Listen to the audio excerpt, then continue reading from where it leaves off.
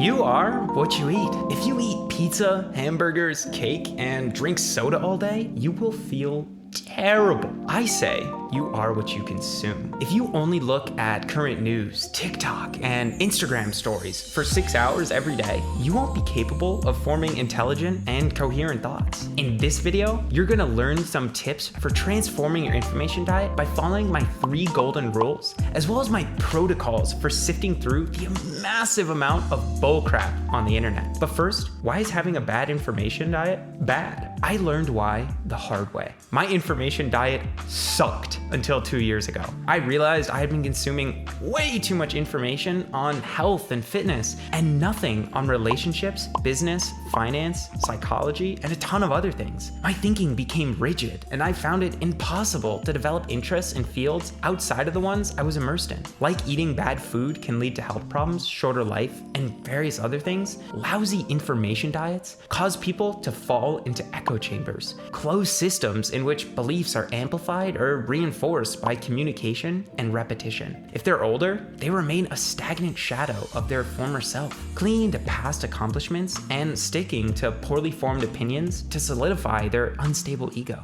If they're younger, they enter adulthood with a lopsided grasp of the world, believing radical or boring ideas that have no solid ground in peer-reviewed science or logic. Luckily, I found out how to stop this 2 years ago. It's not a quick method, but it works. Like me, you'll have to go through a full-fledged remodeling. There are 3 rules I live by when I choose information to consume. The first is it's interesting and captivates your attention. The second is it's unique and has something original to say. And the third is it helps address the problems you're facing. These rules will help you find the information worth your time. There is way too much information on the internet. The good news is you don't have to read all of it. I will teach you principles and tips you can use to find what information is quality on the internet and stick to it. We need to call out the elephant in the room. Most of social media is pure and absolute garbage, trash, not worth a moment of your time. Teenagers today have become enraptured by TikTok Reels, Instagram Stories, and Snapchat Streaks. But if used in moderation, these forms of connection with others can lead to happy and more socially active lives. However, most people consume these types of media for upwards of 2 to 4 hours a day, and sometimes even 8 on weekends. As soon as you get past 30 to 45 minutes of usage a day, you aren't using these platforms the way they should be used. If you talk to your friends for more than 45 minutes through text, you are wasting your time. Set up a time to meet with them through text in person, a video call, or a phone call. Texting is a terrible form of conversation. In his book, Digital Minimalism, Cal Newport explains that the only way to fix this issue is to go through a digital detox, a 30-day break in which you live without your phone or device, and start building some other hobbies you can do in the real world. If you want to hear more about how to go through this process, check out my video book summary on digital minimalism. If that's too drastic for you, turn on the screen time app on your phone and keep track of the amount of time you spend on apps like these. Then, over the weeks and months, try and get the screen time down to 30 to 45 minutes. Seneca once said, you should be extending your stay among writers whose genius is unquestionable, deriving constant nourishment from them if you wish to gain anything from your reading that will find a lasting place in your mind. It's important to point out that social media can be a rich source of creative insight if you follow the right people. I use Twitter quite frequently.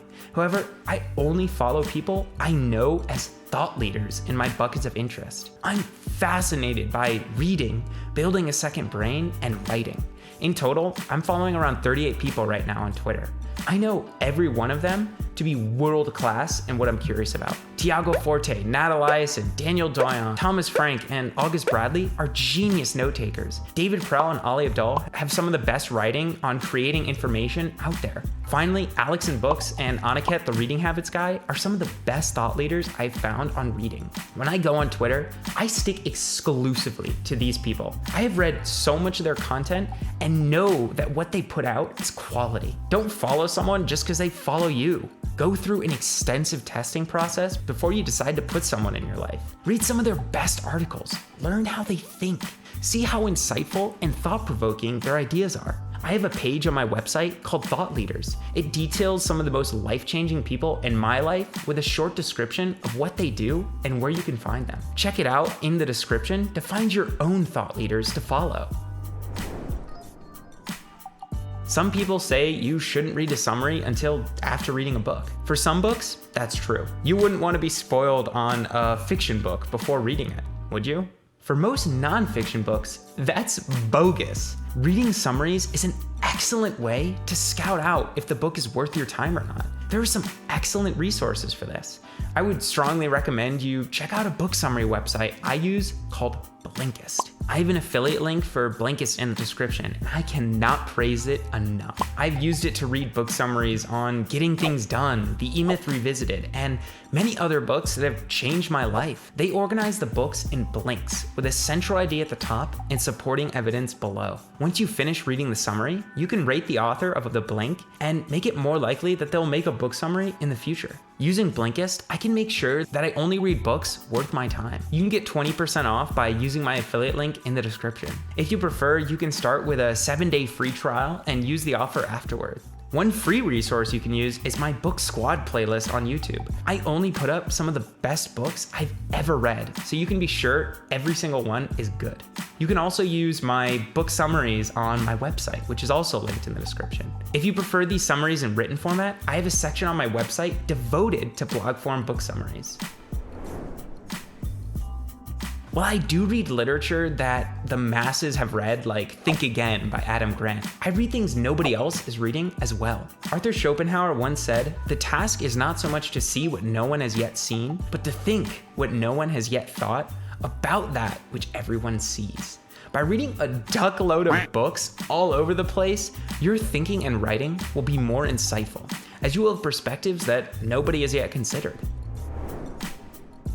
Haruki Murakami once said, "If you read what everyone else is reading, you'll think what everyone else is thinking." Seek diversity in your reading life. New ideas come from the weird juxtaposition of ideas. I like to blend the weirdest combination of books I can. For example, read a book on indoor plant design while consuming literature on the history of peanut butter. Amazing insights will inevitably come about in this blending of ideas. This is called blending a Bizzare bowl. You're reading combinations of things nobody else has experienced. In fact, you'll have ideas and insights most people will not have thought.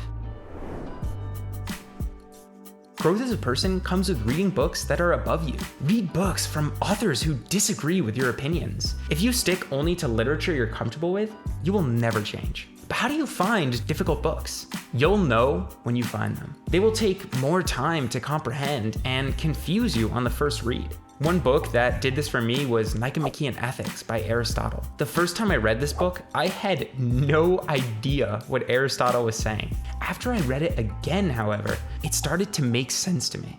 I even created a book summary of it on my website.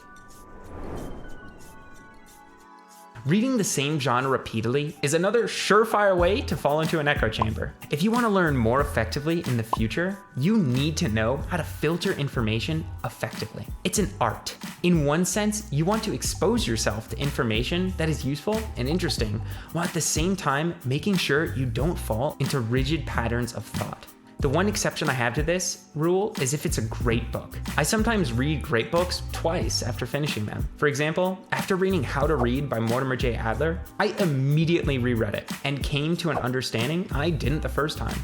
This rule isn't as rigid if you're reading about one topic from many different angles. For example, I have a friend, Abe, who spends most of his time reading books related to food history. However, when I talk to him, he has incredibly insightful ideas about various other topics. This is because he attacks food history from every angle of society: politics, anthropology, psychology, economics, all the other types of disciplines. He developed an understanding of many parts of the world outside of food by thoroughly studying food history. This is the act of constructing a personal monopoly. My personal monopolies are building reading habits, building a second brain, and writing. I look at these three things through all aspects of society: psychology, health, finance, business, economics, philosophy, relationships. This reduces the chance of me falling into an echo chamber while still benefiting from specialization.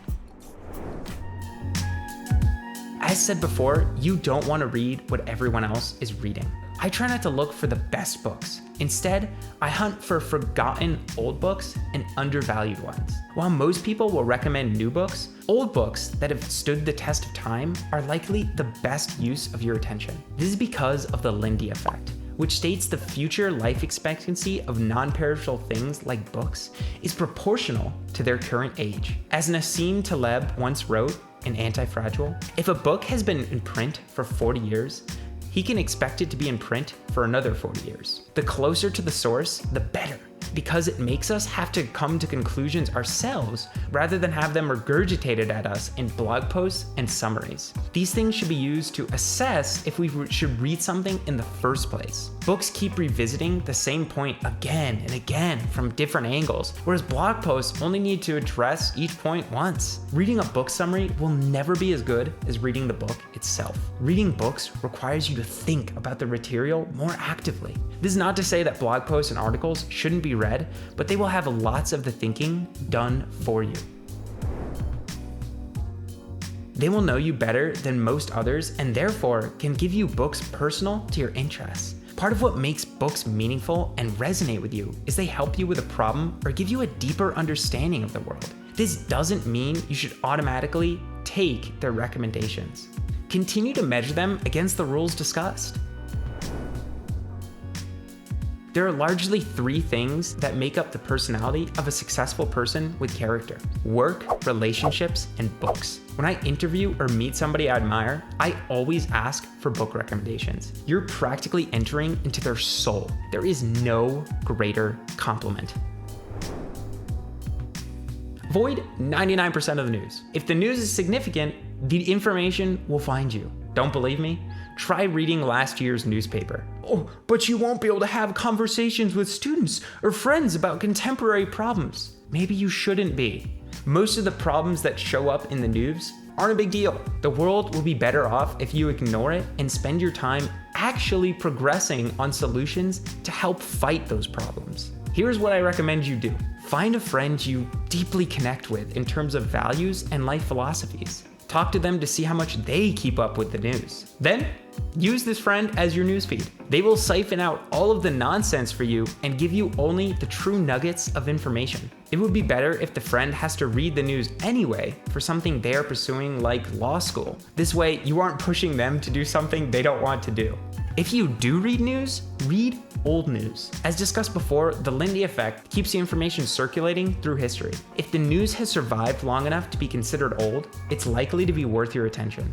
Another reason not to read the news is the Pareto principle. The Pareto principle states that 20% of the inputs account for 80% of the outputs. This can be applied to anything in life. 20% of the things you do account for 80% of the enjoyment. 20% of the people in your life account for 80% of your negative feelings. Similarly, 20% of the news you read accounts for 80% of the important information. Even this is pushing it. If you're reading the news for more than 20 minutes a day, you are consuming noise. But you'll miss out on hearing the opportunities you could have had reading over a broad range of things. The paradox of specificity is that focus isn't as constraining as it seems. In the age of the internet, your social media feeds have been personalized and filtered out by recommendations. Differentiation is marketing. The more specific your goal, the more opportunities you'll create for yourself. Okay, so you have some time-tested techniques to remodel your information diet. What should you do next? Look at your own information diet and detect what you're largely consuming. Create a circle on a paper or in a digital document. Roughly script out a pie chart that shows your information diet. When I did this myself 2 years ago, I realized I've been consuming way too much information on health and fitness and nothing on relationships, business, finance, psychology, and all these other things. It was the majority of my pie chart. Then rewatch this video. That's right, rewatch the entire thing and make an implementation plan for each of these tips. I know you wanted to click off and feel good about watching a self-improvement video, but you're actually gonna do something today. Have you done that? Good. Be sure to check out my video on my favorite podcasts for learning. It will give you some amazing starting points to consuming high quality information. As always, have a fantastic day and bye-bye.